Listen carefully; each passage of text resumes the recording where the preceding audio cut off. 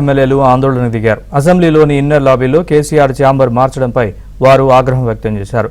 ప్రతిపక్ష నేతగా ఉన్న కేసీఆర్ ఛాంబర్ని తొలగించడంపై వారు ఆవేదన వ్యక్తం చేశారు. తాజాగా ఛాంబర్ను ఔటర్ లాబీలో రూమ్ కేటాయించడంపై అభ్యంతరం తెలిపారు.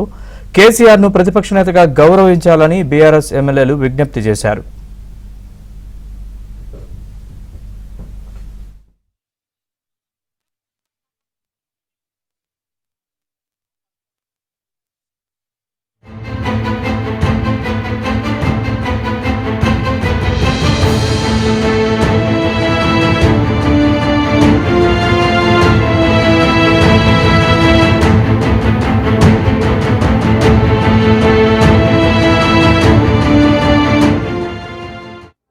అసెంబ్లీలోకి రాగానే చూస్తే పాత ఎల్ఓపి ఆఫీస్కి తాళం వేసేసినారు. వారు కేటాయించినటువంటి కొత్త ఎల్ఓపి ఆఫీస్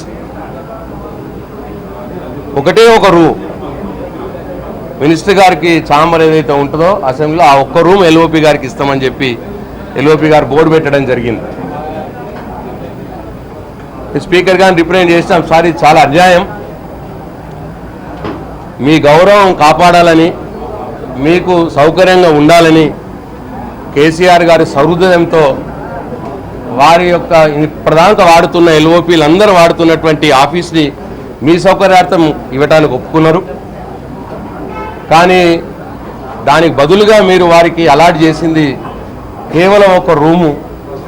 అంటే ఇప్పటి మట్టుకున్నటువంటి ఎల్ఓపీ ఆఫీస్లో 1/4 ప్లేస్ కూడా లేదు, అది 1/4 ప్లేస్ కూడా లేనటువంటి రూమ్ని కేటాయించడం జరిగింది.